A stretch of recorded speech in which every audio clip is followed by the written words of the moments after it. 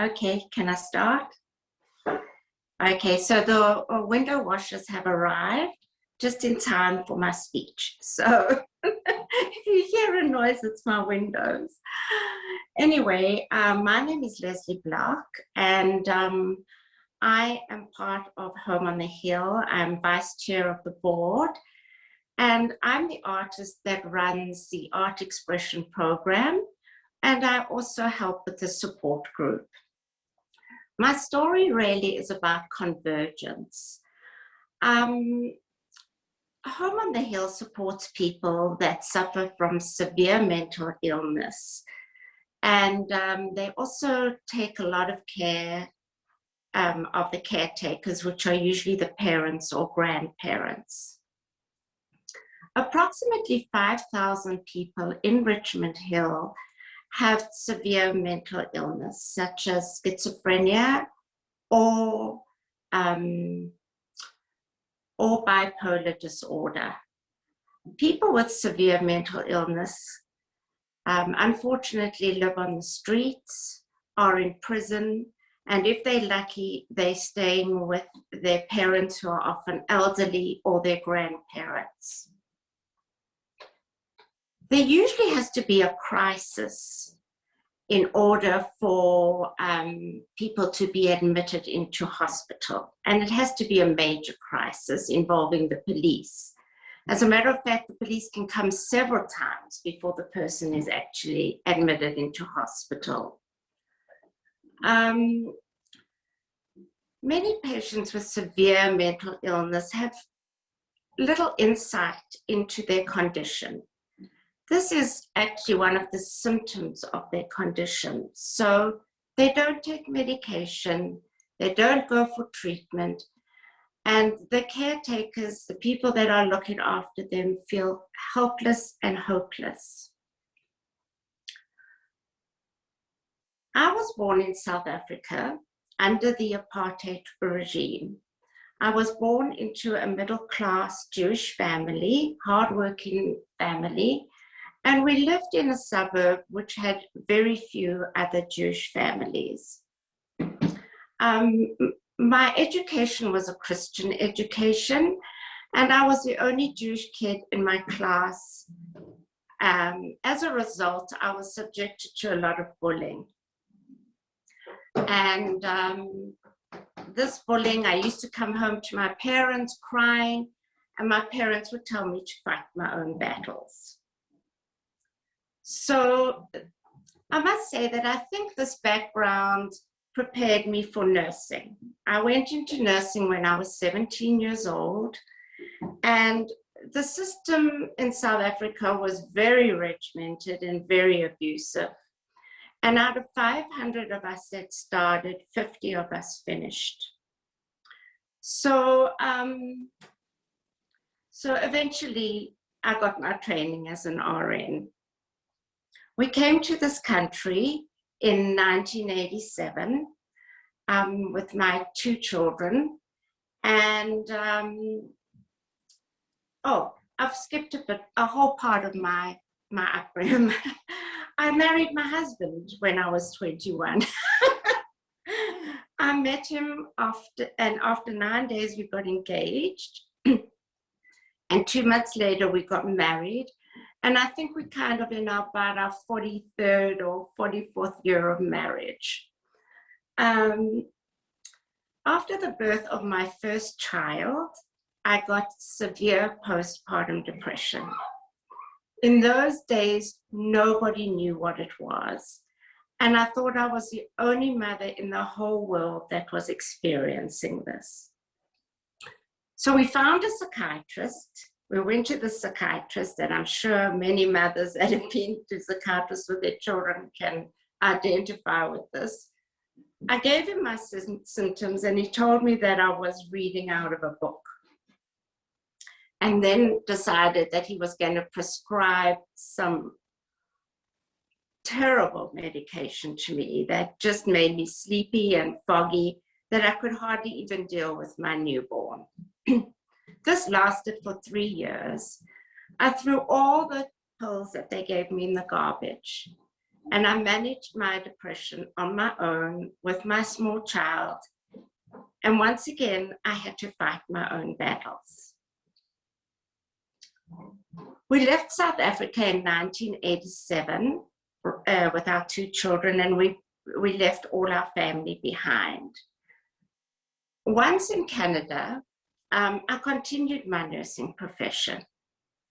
And I found that I was really drawn to psychiatry, and especially psychotic patients. Psychotic patients are patients that don't have, and they're not in touch with reality. And sometimes they can be a danger to themselves and a danger to others. Hence my connection with Home on the Hill.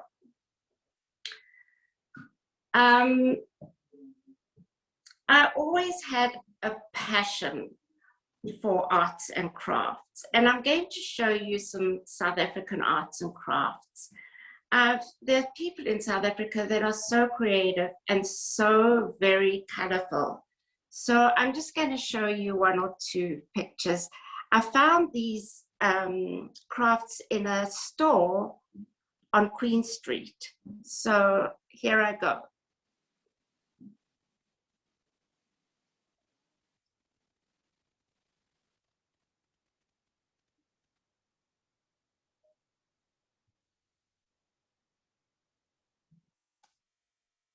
That colorful basket, did you see it? That colorful basket, I'm proud to say I own. I bought it from that store. So here are a few other things.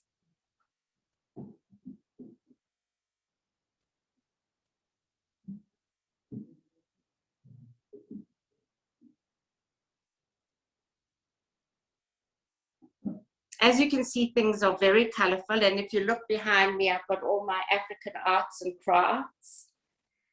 And the one more I wanted to show to you was the bird.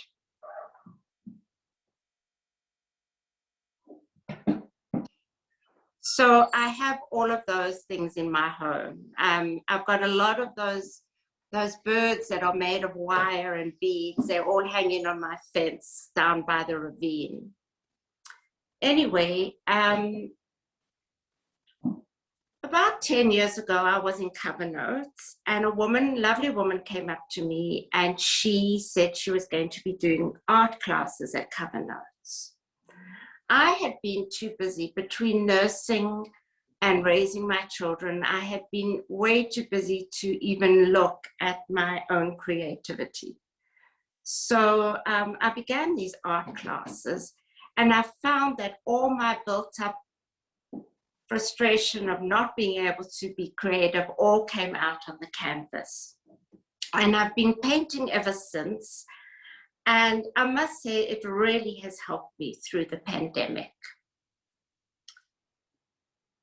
Mental illness and stress and painting make a good combination, because what it does is it's like meditation, and you just focus right into the painting and you forget everything else. So I approached Kathy and asked her if I could run an art expression program. And we started this very successfully at Cover Notes. We had tons of people come, and we all crammed together, like everybody crammed with each other.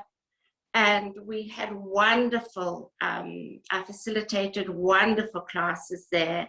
And unfortunately, the pandemic has broken that up. And I still run the art program, but it's not as full as it was. Anyway, I started to get to know the mothers that were taking part in this program and were coming to the art group. And the mothers, I would hear them speaking. And their stories really, I was really taken back by their stories. They they were really also fighting their own battles. And it didn't take me long to realize the terrible struggles they were having with the healthcare, the mental health care system, and the terrible struggles that they were having with the Ontario Health Act, re-traumatizing patients over and over. So something needs to be done. And on that note, I'm going to show you some of the paintings from the Art Expression program and some of the paintings that I have done.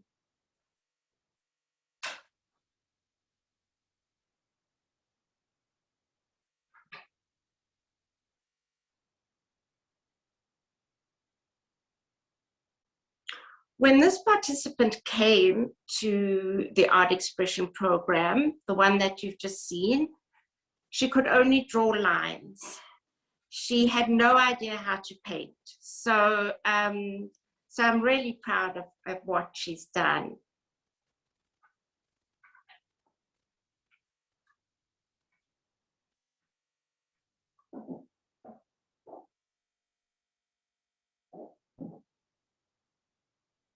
This is another beautiful one.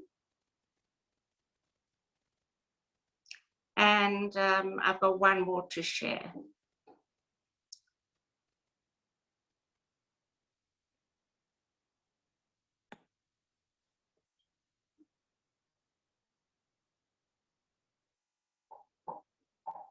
So those are some, I mean, we've done tons of work in the Art Expression program, and I'm so very delighted with the progress. I'll show you some of the artwork that I've done recently. With the pandemic, I don't know, I had a need to do flowers. So I've done hundreds of flowers.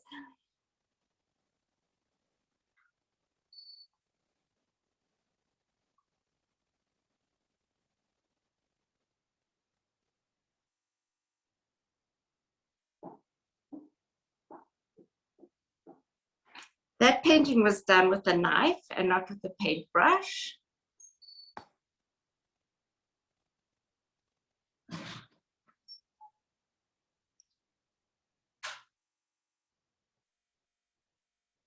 This painting, that painting I called Dream Lover because it had a very dreamy kind of feel to it.